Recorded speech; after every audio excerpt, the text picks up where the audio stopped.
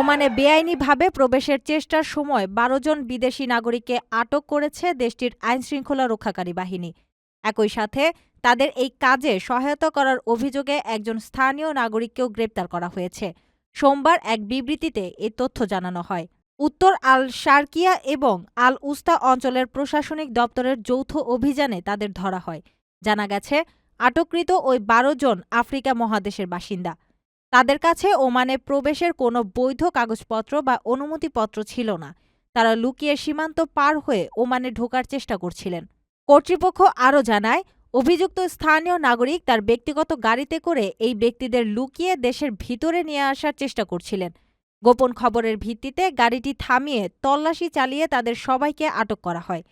আটককৃত অনুপ্রবেশকারী এবং মানব পাচারের সহায়তাকারী ওই ব্যক্তির বিরুদ্ধে যথাযথ আইনি ব্যবস্থা নেওয়া হচ্ছে।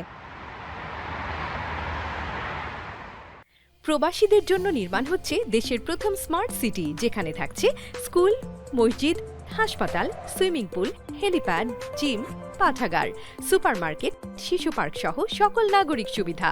মালিকানা শেয়ার মাত্র ৫ লাখ টাকা। প্লাটিনাম ইনভেস্টরদের জন্য ঢাকা বিমানবন্দরে ভিআইপি প্রোটোকল সুবিধা। বিস্তারিত জানতে যোগাযোগ করুন স্ক্রিনে দেওয়া হোয়াটসঅ্যাপ বা ইমো নম্বরে।